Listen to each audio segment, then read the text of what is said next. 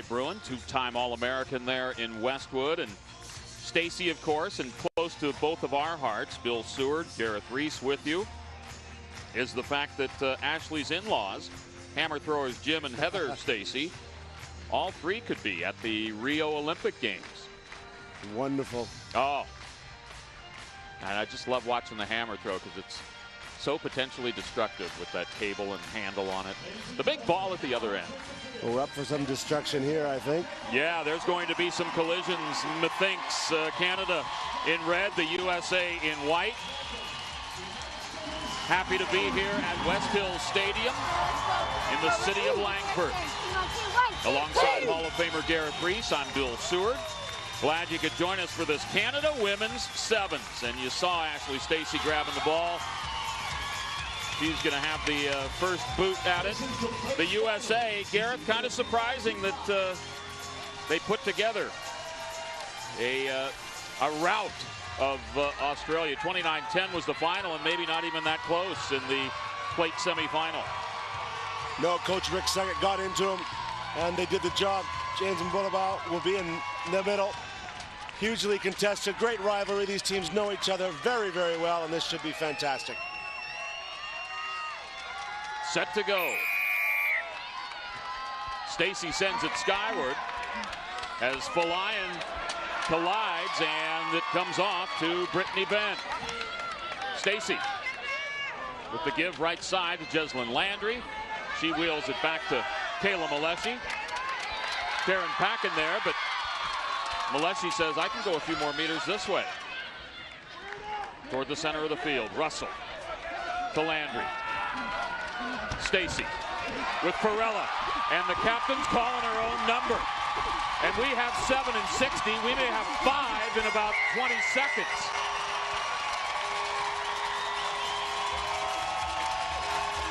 Well, she had more than enough cheetah speed there. The hole was presented to her by the American defense, and she took it. All weekend, there's been a lot of pressure on these girls performing in front of a home audience. Britt Ben offloads. But watch this, she's just squaring it up, squaring it up. If you're gonna give me that hole, I'm gonna take it. Ashley Stacy does, and she knows she's got it at this point. Great finish from her. The Sevens Player of the Year in Canada, doing nothing to take away from that honor, and the conversion attempt by Russell off to the left side, so an early 5-0 lead for Canada. And interesting that Russell's taking the conversions, Landry not doing so. I wonder if she's carrying an injury. We haven't heard any reports. She's normally taking the extra points, but Stacy will resume at the restart. You can see Landry's left thigh with a pretty good ace bandage on it, a wrapping there, so that might be the case as Barabalala gives it off to Alev Kelter, playing the advantage as the U.S., as I believe Barabalala hit by Ben in the air. Doyle cuts through the middle. Doyle drops it down, and the knock-on, we'll see how long that advantage was played. In Bollenview going to call time and have a chat. Yeah, what he's going to chat about is that kickoff. He signaled advantage for a penalty of hitting the player in the air. And Britt Ben it was. Let's see what he has to say. What did you see? Red one. Number one, red. Yep. Yes. Tackle in the air. In the air. Over there? Yes. Okay. Recommendation? Sir. Recommendation? Penalty. Penalty only? Yes. You sure? Penalty only. For that tackle, the one there. Penalty only. Yes. Okay. Both players in the air, yeah, and Ben is not allowed to take her out there. He's making a meal with us because he played advantage. No yellow has been recommended. In honesty, as once again the Switzerland of broadcasters, it didn't look like there was much maliciousness to it. There is that hit in the air, certainly, but it wasn't like she came running through. And no, but that's very, very dangerous. It that's is. Why it's been taken out. And actually, a nice moment. Both players kind of patted each other as they were getting up. No intent, as you said. But there's Britt Ben on attack now. So then here's my question. There was a penalty, but apparently the advantage ran out, correct? And so away goes Canada with it on the other side. Stacy gives the boot. Lauren Doyle turns and runs. Doyle coming in and making the grab with Karen Packin going over the top, and Packin off the feet, so back come the U.S. Referee saying she wasn't going for the ball. She was obviously diving on top of the player in possession. Kate Johnson taken down at halfway by Kelly Russell. Megan Bonney takes a step, and that might be a mistake. Gislyn Landry is there. Kelly Griffin looking to step through. Johnson does and meets Russell again right at midway. Vix Valiant, a motion to the left, and Vix Valiant, if she's free, she could go. And Vix is going to get the U.S. all even right there.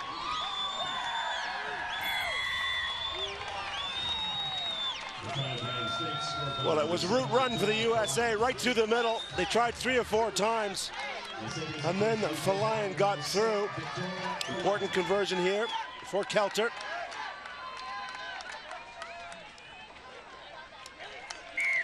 She's hit it. This was the direct running from Falayan. She cuts back on the left shoulder. That's Kelly Russell. That's just fatigue. She's just missed a one-on-one tackle, and Falayan's too strong, too powerful in the legs, and she jumps out of it. Vix Valiant with the try, and then the conversion by Kelter. 7-5 USA, and this is the 10th meeting between the United States and Canada. Canada with 8 wins and 1 draw, so the U.S. would love to get that big 0 out of their column if they could get it done here in the plate final. Maleshi making some problems, and Kayla Maleshi not going to be grabbed by Griffin. Now comes Megan Bonney. Can Bonney steer her back in? Maleshi hit by Kelter. Russell up over the top. In comes Stacy, spins it to Landry. Landry steps the other way. Landry with the fend. Check that Ben, I'm sorry, my apologies. 144 players here, and I misidentify most of them. Inside the 22. Stacy taken down by Doyle, picked up by Falayan. Gives to Barabalala, on the bounce to Kelter. Griffin with Britt Ben there. Kelter spins it back. And the United States, Lauren Doyle with the cap.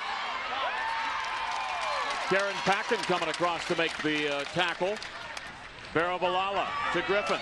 Kelter maybe a little high. We'll see with Ben. Yep.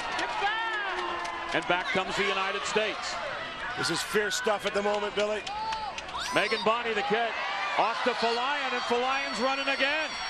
Vix looking for the double-double on the drive-through.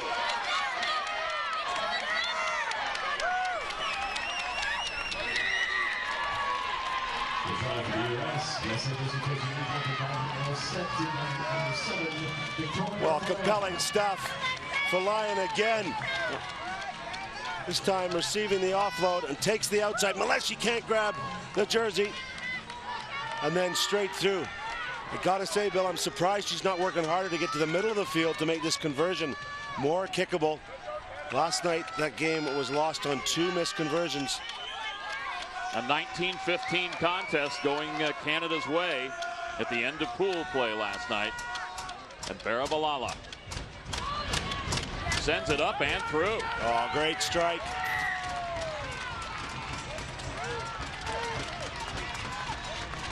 Wow, this has all the same taste as last night, 6:50 p.m. These two teams went head-to-head.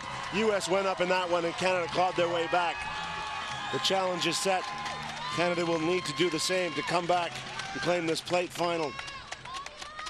Alev Kelter on the restart. High and wobbly. Nobody wants to grab it at the moment, and Ben comes up with it. She circles around, looks for Stacy. A missed pass there, and Ashley Stacy taken down at the 22. Packin runs lateral, off to Ben. Griffin with the grab. Maleshi.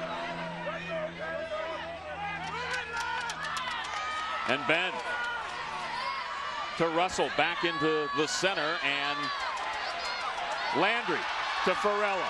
And the chase is on. Bianca Farella right at the touchline. Does she get rid of it? Doesn't appear so. The flag comes up. And that'll be the end of the first half, and a very busy half by a couple of 7 squads, with the USA converting a couple of tries and taking a 14-5 lead on Canada. We will head into the huddle here.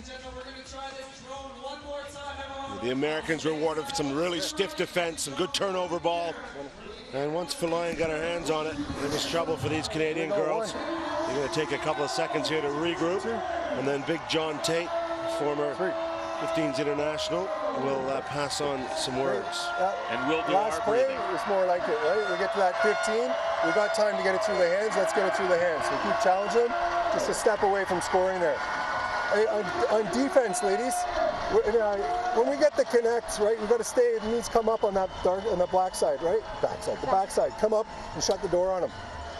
The other one is they're just going 2-1 outs on the flow side. So let's make sure we get that on the other side. Come around. I'd rather leave it 2 overlap on the open than 1 versus 2 on the blind. Okay, so come around and wrap around and take away the blind side from them. Okay, lots of talking. If there's no one coming, Pat, you got to. Or Eli, you're sweeping now. You got to jump in there. Okay. On attack, anytime we're in the middle, we've gone twice in the middle without a pole. We've just passed. And then it's 2v2 rather than 3v2. Right? Footwork, concentration, and technique. Okay. Let's do it. Patsy here. That is Ashley Stacey. That's her maiden name, and she will be in the sweeper role. He sees there's opportunities there, but this is a real character tester for these Canadian girls. They're playing at home. The temperature's bubbling here, and they're down by 9 points. Let's go back to the nickname. What is it again? That's her maiden name, actually. Oh, so, okay. Ashley Patzer, as she was. She's now Ashley Stacey. There, a look at Karen Packen. And on the U.S. side, Megan Bonney. And Alev Kelter with the ball. Ready for the second half kick, with the United States leading Canada 14-5 here at the Canada Women's Sevens. Interesting, I said they know each other well. When Maleshi had Bonnie on her, chasing her, she knew she didn't have the beatings of her for pace, so she stopped to regroup. Kelly Griffin tips, but it goes Landry's way. Jeslyn comes up with it, and she is tossed down by Johnson of the United States. Packen handled pretty well by Kelter. And splitting defenders is Stacey, and there could be some problems here if she can get that to Farella. Bianca comes in behind, and the Americans were exposed there. Stacey just run down. She's going to take her time. Just couldn't get that ball free, the hands free to pop it to Farella on the run.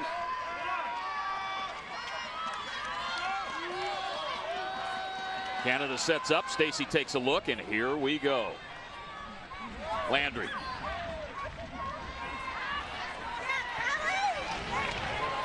Karen Packen in a tough spot.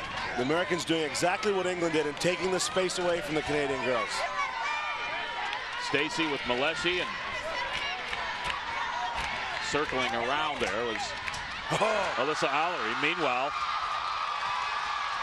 through busting the middle there is Maleshi. Numbers for Canada, 4-on-1.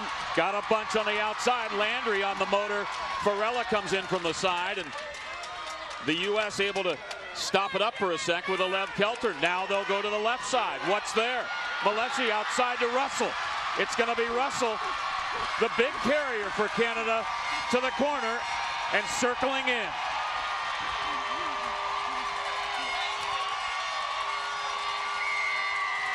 We talked about her rugby brain. That last action there, when she was already over the line, she took the Americans wide, forced them to dive at her feet, and then ran in under the post, which would be an almost guaranteed extra 2 points. That's smart rugby. This is good skills. Watch the catch and pass here from Maleshi. Catch and pass over the top. That puts Russell into the space. Look at that determination. She knows he's there, and this was so wise to keep using the width of the field and then keep going under the poles. Kelly Russell, of course, just outstanding efforts in both the World Cup Sevens and the Women's Rugby World Cup. And on the restart, not going far enough, so they'll come back the other way. And the other night at the awards dinner, Gareth Reese, co-MVPs on the 15s with Magali Harvey. Yeah, Magali Harvey, a player not picked for this side, but her pace would be pretty useful right now because that's one of the issues for Canada, not quite having the top-end pace to round out some finishes. Falayan tries to leave it back in, and it goes into Canadian hands for a moment, and then the whistle. Knock on, and the scrum going to Canada. Well, how about this atmosphere? Just listen to this crowd. They're supporting all the teams, but now they've got a chance of their Canadians here in the plate final. They're giving it all, and it's wonderful for these ladies, all these athletes, to get this kind of support. Kate Zachary wearing the 11 coming in as a replacement for Megan Bonney. They pack down on the far side, and Stacey to roll it. Comes out the U.S. way, however. And back into Canadian hands. Stacey to Farella. Landry's on the outside. Landry taken down by Lauren Doyle. Stacey counters back. Oh, good movement. Right to Kaljubi into the game. Didn't see Sarah come in, but in the 7. On the outside is Alyssa Alari.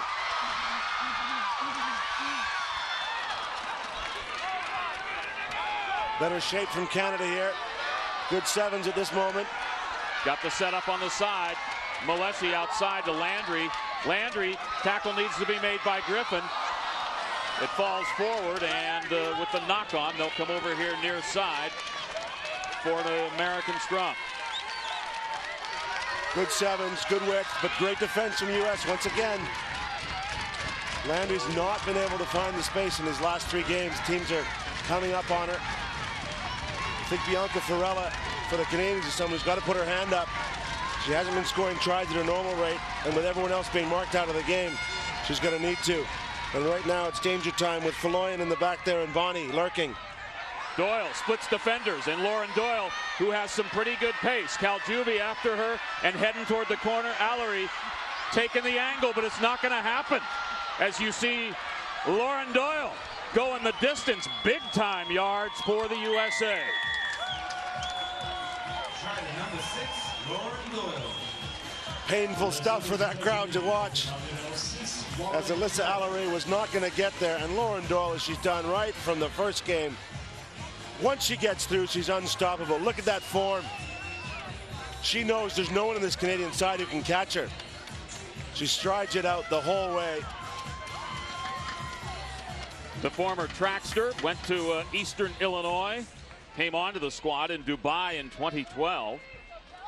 Had a try at Atlanta, and 5 tries on day 1 at this tournament. Another wide conversion.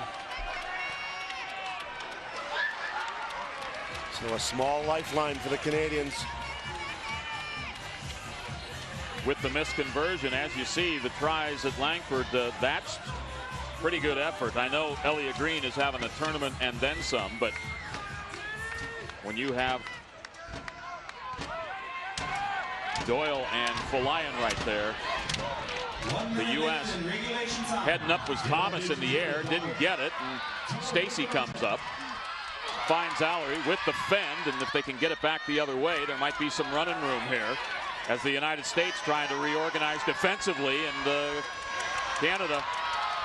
Landry to Farella, and through the hands it goes. Zachary comes over to defend, needs to make the tackle, does not, and with the movement there, Farella still on the ground, and Canada able to tap and go. There's no question, Garrett, Jeslyn Landry is not 100%. Otherwise, we'd be seeing her flying at some times. And flying right now is what Ashley Stacey's trying to do, right inside the 22. Yeah, there's no question. Good width again from Canada, but the Americans working very hard. That's better hands. Nadia Popov over here on the near side, and going to be a scrum going to the USA. Yeah, there's Popov nursing that black eye. But she won the first 3 rounds, so you got to give it to her, huh? Yeah, well, Canada's not winning this round. The hooter is sounded. The ball will be put in. Canada needs a converted try. So you see the Americans talking, getting organized there. All they have to do is win the clean strike and kick it off the field, and they have the plate championship. Rolled in and kicked away, and that is it. As the United States, a 19-12 victor in the plate final.